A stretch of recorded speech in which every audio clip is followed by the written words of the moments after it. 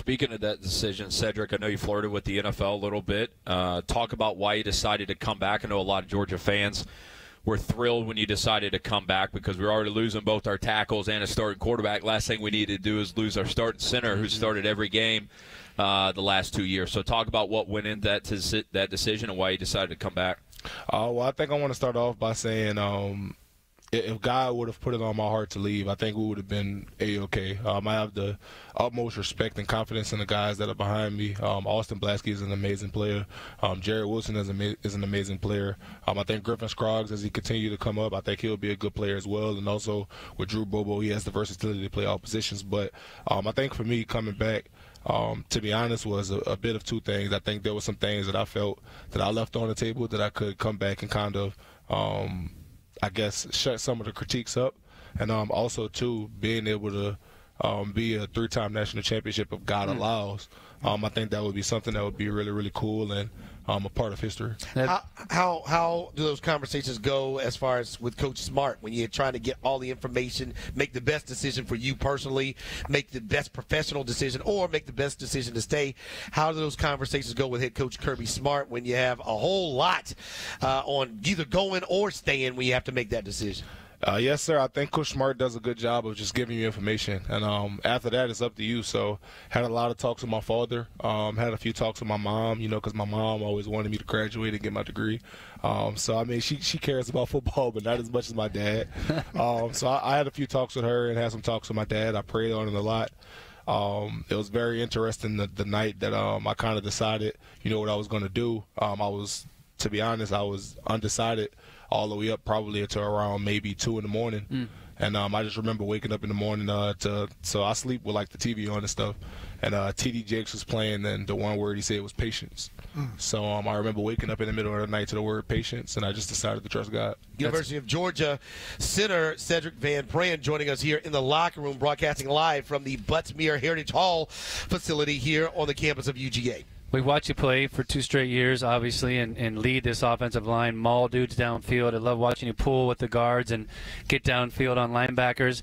We talked about those critiques that the people have come at you with, whether that's NFL scouts or people that you have leaned on. What is one or two things they've said, work on this and you will be a first or second or third round draft pick coming up? I think for me the biggest thing was probably just technique, which is kind of crazy, to be honest, because it was one of those things that, to be honest, it kind of went over my head. Like, being honest with you, my first 2 years of playing, I really didn't focus on it. It was one of those things, you work your technique in practice, you try your hardest in practice, but when it's game time, you just go out and play. Right. I'm not thinking about, taking the right step. I'm just thinking about getting my job done to the best of my ability. So for me, I think this year will be more so about making sure that I can show that technique in game. One of the things this year coming back, difference at quarterback, and I know there's always a great relationship with quarterback and center. How much are you now taking on a leadership role with 3 guys that are fighting for a job and not having somebody like Stetson behind you?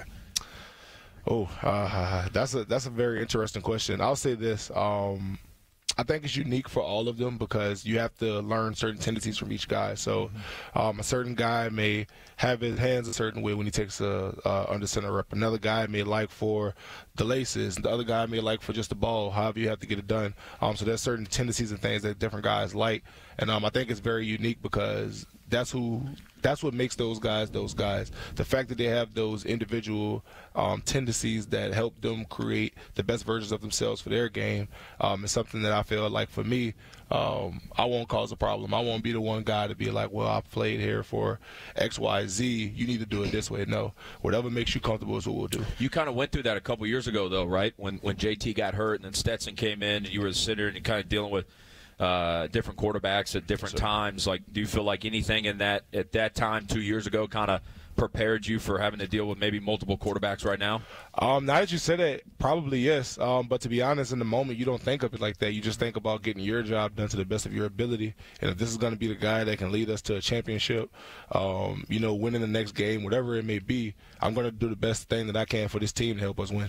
Back-to-back national championship winning center Sedrick Van Pran joining us here in the locker room here on the Fan 680 93.7 FM. What do you think will be the biggest difference between Coach Todd Monken and Mike Bobo, taking over as far as offensive coordinator? That's a great question. I think Coach Monken did a lot for us here. He helped us present things in a lot of different ways.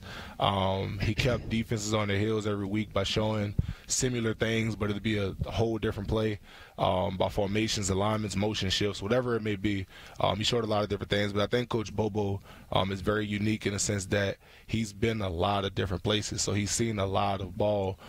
So I think that he has the ability to take some things from Coach Monken, take some things that he may have did at different places, and make this really, to be honest, this beautiful thing to where we can do a lot of different things. So to be honest, I'm really looking forward to the future with Coach Bobo. I think it's going to be amazing. What I've seen so far in spring, I think he's done a tremendous job calling against the defense. He puts us in a lot of good positions, and to be honest, he calls plays with faith in his players, which is one of the best things that you can have when you're in a situation and the game's on the line and you know he's going to call what you want him to call. Sedrick, you're getting prepared for the NFL, going against Jordan Davis, going against Jalen Carter. Did it ever feel like Saturdays were, I don't want to say easy because the SEC is never easy, yes, sir, but was a little bit easier than the guys that you have to go against here on a day-to-day basis? Well, I'll say this. It's different from game and practices because there's so much more going on in the game. Defensive linemen have to think about their assignment, they have to think about what you're doing, pass, run, screen, draw, whatever it may be. They have to process so much. So a lot of times, to be honest, it's not guys just teeing off. They have to play, a little bit more conservative than just a one-on-one rep in practice, if that makes sense. So I think that definitely going against guys, and to be honest, some of the worst situations that you could possibly be in one-on-one, everybody knows it's third down, and you have these talented guys going against you in practice. It definitely prepares you for the game when you have another talented guy, but he's having to think about it a little bit more other than just this is third down and I have to rush. Now, when you get in those situations in the game, those guys show their talent and you have to be able to handle it. But I think going against those guys like Jordan Davis, Devontae Wyatt, Jalen Carter, Trevon Walker, all of those guys, to be honest, we have a couple guys that are here that people don't know about, and I think they'll get to know about, even Nas. But going against those guys every day, it really does prepare you for in games for it not to be easy, but for it to be attainable for you to get that rep done. I'm sitting next to you, and I saw you walk in, and I go, that's what an offensive lineman is supposed to look like, right?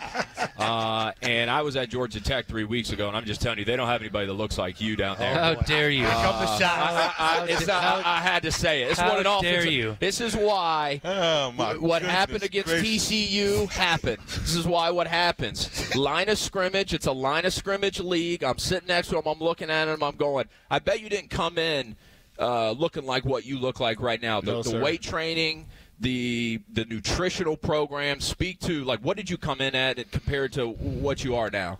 So I probably came in my freshman year, most likely the same height, but I think weight-wise, I want to say majority of my freshman year, I played at maybe 290, 295 when I first came in fall camp. Beefy. Now I'm 305 my first year playing. I want to say I played at 315. God. I played last year at 305, but it's crazy the way that Coach Sinclair and his staff does a tremendous job of making sure that we're all taken care of. We always kind of joke that it's true, the strength staff is the most important coaches in the building because they spend the majority of the time with us. So those are the guys we see every day. No shade to the position coaches or anything like that, but those guys are the guys that you spend time with, get to know them day in and day out. You build those great relationships with. So those guys kind of make you into, who you can be outside of technique. What do you take pride in? Driving guys down the field, funny noises guys make when you guys are leaning on. Just when you do all of this work, you do all this preparation, what do you take pride and just pleasure in when you're out there on the field on game day? Oh, okay. You're going to get me in trouble. Let me think about this wisely. I'll say this. I think for me, there are certain moments in games when guys think they may have won a game, or in some cases guys know that they've lost the game. And for me, it's watching that happen and watching how it changes over the game. So sometimes there were moments where we were down and you're watching guys and they're grinning and they're laughing and y'all can't mess with us and all of this stuff, and you just keep watching. And that smile slowly turns into a frown. And then there's moments where you're winning and guys the whole game are just frowning and you just slowly see them lose hope. And I like that. To be honest, that's kind of some of the stuff that I enjoy. You kind of pay attention to people's body language. And I'll give a big ups to Ohio State. I think they did a tremendous job when we played them. I can't remember the guy's name, but number 35, he's a really, really good linebacker. He was a really, really good linebacker, and he held his defense to a spectacular standard. They kept a really good body language the entire game. So that was one of my all-time favorite games just because of how competitive it was. It was really fun to go against somebody that was able to hold their own and have that same level of pedigree that we try to hold ourselves to. Tommy and Eichenberg. Yes, Eichenberg. Yes, sir. That's awesome. Yes, sir. Two-time national champion Sedrick Van Pran joins us here in the locker room. Last one for me. I was thinking about the day in the life of Sedrick Van Pran, two-time national title. You're all dressed up like you're working out this morning. Can you walk us through what today might look like school-wise and workout and what you got going on? Okay, so I woke up at 5:45. We got done with practice yesterday around 6-ish. Went home, wrote a paper, got done around 10:30-ish maybe. Woke up 5:45 this morning. Got here probably around 6:30. Worked out at 7. Now I'm here. I'm going to go shower, try to get a breakfast sandwich or something, go to class at 9:10. Basically be in class all day from 9:10 to 12:45-ish. Get out, try and come get a little recovery. I'll probably get here maybe 1:15-ish, get a little recovery. Then we start at 2:30, do our school sessions, practice, walkthroughs, whatever it is. Yeah. Get done probably around 5-ish. Get a little bit more recovery, cold tub, hot tub, take a shower, get home probably around 6:30, close to 7. Maybe chill for a couple hours, be in bed by like 10:30, and do it all over. So hopefully no paper tonight. We don't need that 3-hour paper tonight. Yeah, I know I got something coming up soon. Should we ask him about the library? Yes, have you Absolutely. ever? No, let me ask it. Because they'll manipulate it. No, we'll tell the truth. I'm going to lead with the facts. As a student athlete, Between the pages. would you say there is a need to go to the actual library on campus? Or can you get everything? No, you're leading the Can witness. you get Leading the everything that you need to get done at the academic center? I'll say this. So really, to be honest, it just depends on what your major is. So like, definitely can get everything done in the academic center, but for me, I was an art major, and like this specific class, it was a research class, so I had to go to the library. I had to go. Thank you. No. That's a student athlete right there. Let me tell you, Cedric. Taking full advantage. What you realize is I'm the young guy here, so these guys went to school when Wi-Fi didn't exist. All right? And they have a hard time understanding that you can be anywhere on campus. Just say it. And He get never it done. stepped foot Never in the stepped foot library inside the in library. 5 years. 5 years. 5 years here. at the University of Georgia, the man never went into a library. And I still got my degree in 4 years, Cedric. Maybe he didn't need it. That's Yeah, why neither. linemen are smarter than quarterbacks. He was busy at Kappa Delta. Or downtown. Yes. Well, we certainly thank you for your time. Fantastic run you guys have had. You're a fantastic individual, and your personality bleeds, throughout the program. One of the things that, Kirby and the dogs are proud of, and we're proud to watch you and have you here in the locker room. We hope we get a chance to talk to you again sometime this year. You guys have a lot of things on your plate. I guess the last thing for me is expectations. I mean, look. Repeat.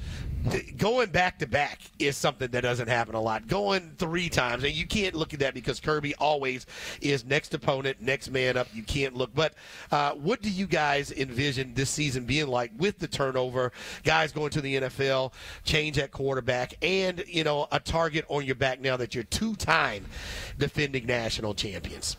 So I'll say this. There are no expectations, and the reason being, you kind of go into every year and you just look at it as getting the work done. So it's like, what do we need to do to put ourselves in position to get to that point? Obviously, you have goals. You want to get there.